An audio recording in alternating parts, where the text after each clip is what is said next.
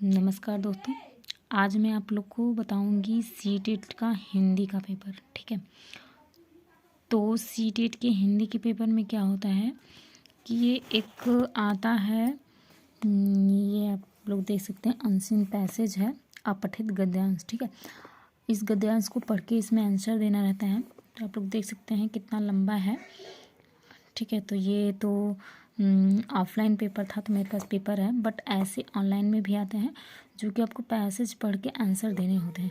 तो आप लोग बहुत ही ध्यान से क्वेश्चन पैसेज को अगर पढ़ लेते हैं तो सारे क्वेश्चन बहुत ही आसानी से मिल जाते हैं इसमें आपको। आप देख सकते हैं कि 99 नंबर तक के क्वेश्चन हैं इसमें। फिर ये दिया हुआ है, पोएम है ये। ठीक है, काव्यांश है।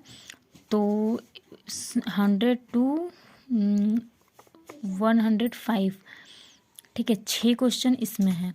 9 और 6 15 क्वेश्चन आपको ऐसे मिलेंगे अनसीन पैसेज से, जो कि आप बिल्कुल आप चाहें अच्छे से पढ़ के, शायद 1-2 क्वेश्चन गलत हो सकते हैं आपके, नहीं तो सारे क्वेश्चन आपके सही हो जाएंगे अगर आप इसको सही से पढ़ते हैं तो गाइस आप लोग कोशिश करिएगा कि ये जो हिंदी में 15 नंबर होता है वो बिल्कुल सटीक रहे और ये कहीं से भी आप लोग का मिस ना होने पाए। इसके लिए आप लोग को ये काव्यांश ही, ये गद्यांश बहुत ही अच्छे से ध्यान से एक बार पढ़ना है।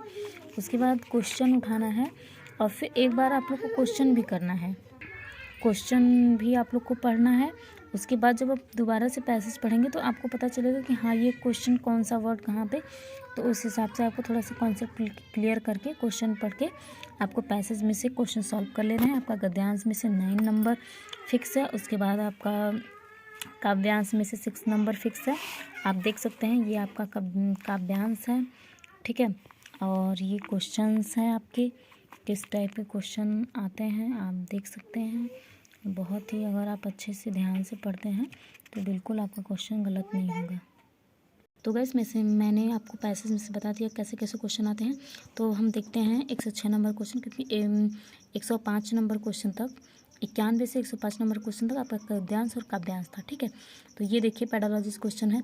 प्राथमिक स्तर पर बच्चों की भाषा का आकलन करने का उद्देश्य उसके भाषा प्रयोग की क्षमता का आकलन। ठीक है, बच्चों की भाषा का आकलन करने का उद्देश्य होता है उसके भाषा प्रयोग की क्षमता का आकलन। ठीक, उसमें इनमें से कौन सा भाषा आकलन में सबसे कम प्रभावी है? भाषा आकलन, तो देखिए श्रुतलेख होगा, क्योंकि श्रुतलेख में क्या है कि हम सुन के लिखते हैं, कहानी कहना, कहानी लिखना, घटना वर्णन करना, ये सब खुद से भाषा का विकास करता है, बट श्रुतलेख हम जो बोलेंगे वही बच्चा लिखेगा। आकलन की प्रक्रिया में केवल बच्चे की क्षमताओं का आकलन नहीं होता, बल्कि आकलन की प्रक्रिया में केवल बच्चे की क्षमताओं का आकलन नहीं होता, बल्कि शिक्षक की शिक्षण प्रक्रिया का भी आकलन होता है। यह बिल्कुल सही विचार है। ठीक है, और रीमा ने तीसरी कक्षा में पढ़ने वाली रितिका की भाषा क्षमता, भाषा निष्पादन संबंधित क्रमिक प्रगति का ब्यौरा उसके अभिभावकों को दिया। सॉरी गाइस, मेरी बेबी थोड़ा सा डिस्टर्ब कर रही थी, तो मैं अब कंटिन्यू हो गई हूँ। तो ये क्वेश्चन है, रीमा ने तीसरी कक्षा में पढ़ने वाली रितिका की भाषा क्षमता, भाषा निष्पादन संबंधित क्रमिक प्रगति का ब्यौरा उसके अभिभावकों को दिया। रीमा ने डैश के आधार पर यह जानकारी दी। पोर्टफोलियो एक फाइल होती है जिसमें हम मासिक टेस्ट, तिमाही टेस्ट और वार्षिक टेस्ट का पूरा उसका ब्यौरा लेकर उसमें राइट किए रहते हैं और उन्हें उसी फाइल को पोर्टफोलियो बोलते हैं। ठीक है, पहली कक्षा में डैश भी लिखना के अंतर्गत आता है। अक्षर बनाना जो होता है लिखने के अंतर्गत आता है पहली कक्षा में। ठीक है, तो प्राथमिक स्तर पर पढ़ना सीखने में सबसे कम महत्वपूर्ण है। पढ़ने का उद्देश्य, क्योंकि प्राथमिक बच्चा सीखता है, वो पढ़ने के उद्देश्य से नहीं सीखता है, मतलब वो बस बच्चा आया, वो कुछ भी सीख रहा है, बस वो पढ़ने में सबसे कम उसका महत्वपूर्ण का मतलब है। आप लोग को ये क्वेश्चन को समझना है कि प्राथमिक स्तर पर पढ़ना सीखने में सबसे कम महत्वपूर्ण है, क्योंकि प्राथमिक कक्षा में बालक जब प्रवेश लेता है तो उसका उद्देश्य पढ़ना नहीं रहता है। ठीक, अनुमान लगाएगा,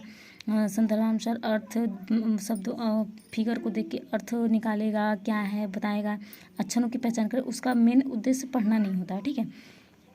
भाषा अर्जन क्षमता किसके साथ संबंधित है? चॉम्स्की। भाषा अर्जन भाषा का सिद्धांत दिया है चॉम्स्की ने। ये मैंने पिछले वीडियो में बताया था कि आपको 1-2 क्वेश्चन हर टॉपिक में, हर पार्ट में आपको मिलेंगे ही मिलेंगे सिद्धांत। तो आप लोग को सिद्धांत को बिल्कुल ही ओके करके रखना है, बिल्कुल आप लोग को सिद्धांत को रट लेना है। प्राथमिक स्तर पर भाषा सीखने में भाषा संबंधी कौन सा साधन सर्वाधिक महत्वपूर्ण है? बाल साहित्य, क्योंकि प्राथमिक स्तर में बाल साहित्य ही मायने रखता है। कंप्यूटर, समाचार पत्र, टेलीविज़न, बच्चे उस टाइम पे उन लोग को उतना वो नॉलेज नहीं होता है, ठीक है।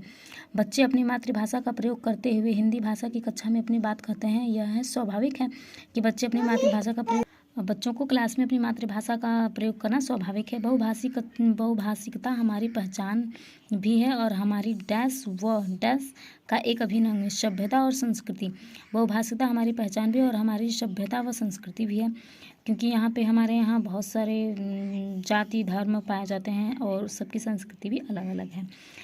प्राथमिक स्तर पर पाठ्य पुस्तक में कार्टून, भाषण, विज्ञापन आदि बच्चों के भाषा क्षमता विकास में सहायक होती है, क्योंकि जब बच्चे बुक्स लेते हैं, बुक में जो कार्टून होता है उसके अकॉर्डिंग पे बच्चे सीखते हैं, देख के उसको बताते हैं क्या वो है, कोई पक्षी है, जानवर है, कार्टून है।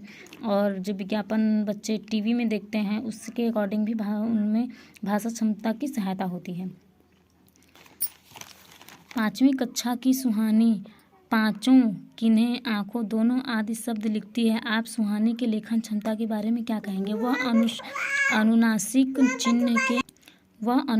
चिन्ह के नियम का अति सामान्यीकरण करती है, क्योंकि पाँचों किन्हीं, आँखों, दोनों में अनुनासिक चिन्ह लगा हुआ है, ठीक है। विद्यालय में भाषा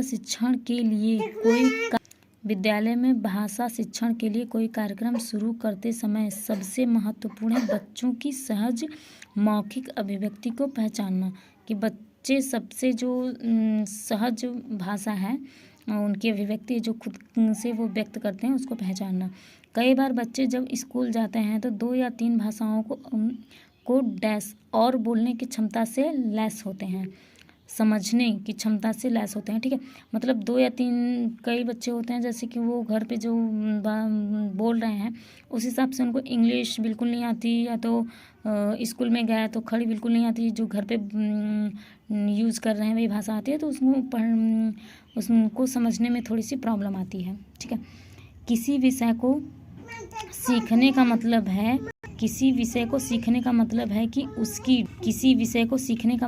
उसकी डैश को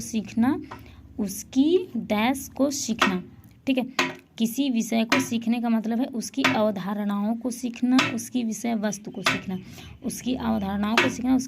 सीखना, मतलब आप ये देख सकते हैं कि आपका क्वेश्चन ये पेडोलॉजी से है, तो आप देख सकते हैं कि कितना अच्छा क्वेश्चन था आया हुआ। तो ऐसे क्वेश्चन आपको ऑनलाइन भी एग्ज़ाम में मिलेंगे, तो आप लोग बिल्कुल आंसर पैसेज को भी ध्यान से, उसको कहीं से रटने की ज़रूरत नहीं है, कि आपको बस 1-2 आप कर लीजिएगा प्रैक्टिस कि कैसे हम उसको पढ़ के उसमें से आंसर निकाल सकते हैं, ठीक है। तो आप लोग देख सकते हैं हिंदी का ये सीटेट का मेरा पेपर है, पुराना पेपर, तो मैंने आप लोग को अपना अनुभव शेयर किया कि कैसे कैसे पेपर क्वेश्चन आते हैं और कैसे हम सॉल्व कर सकते हैं। तो आप लोग को अगर एक भी क्वेश्चन से हेल्प मिलेगी तो आप ज़रूर हमको बताइएगा, और मेरे चैनल को लाइक करिए, सब्सक्राइब करिए, शेयर करिए। Thank you guys.